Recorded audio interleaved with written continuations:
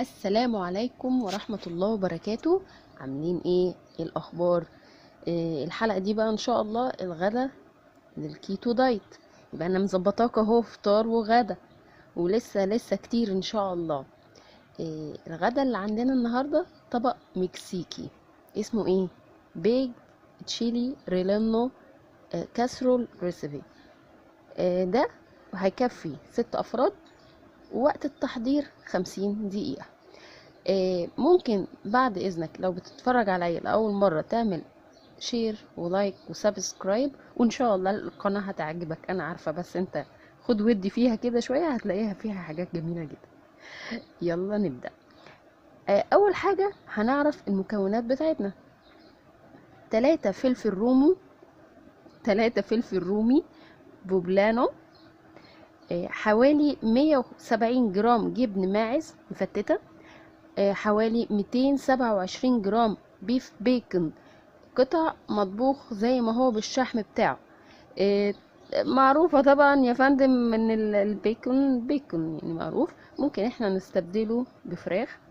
3 كوبايات قرنبيط، ربع كوباية بصل اخضر مقطع، نص كوباية مرقة عظم فراخ، كوباية مشروم مكعبات، كوباية صوص طماطم، معلقة صغيرة بودرة ثوم، معلقة صغيرة بودرة بصل، معلقة صغيرة كمون، 2 معلقة كبيرة شبت متقطع، معلقة ملح بحري صغيرة، معلقة صغيرة فلفل اسود، كوب جبنة زي ما هي مكتوبة قدامكم كده مبشورة، شرائح افوكادو للتزيين، وكمان قرفة للتزيين. طريقة التحضير: اول حاجة هنشغل شواية الفرن بقى المرة دي.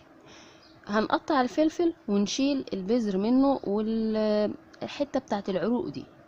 هنشوي الفلفل بحيث يكون الطبقة الخارجية هي اللي مواجهة للشواية لمدة 10 دقايق، او حسب ما انت بتحبي اللون ويبقى عامل ازاي.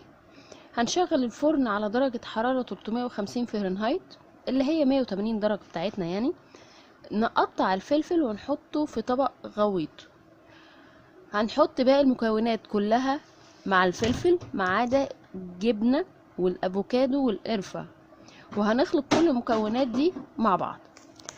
هنحط المزيج بعد ما قلبناه كويس جدا، هنحطه في طبق بايركس او ايا كان، ونحط عليه الجبنة المبشورة وبعض قطع شرائح الافوكادو، ونحطه في الفرن لمدة 40 دقيقة.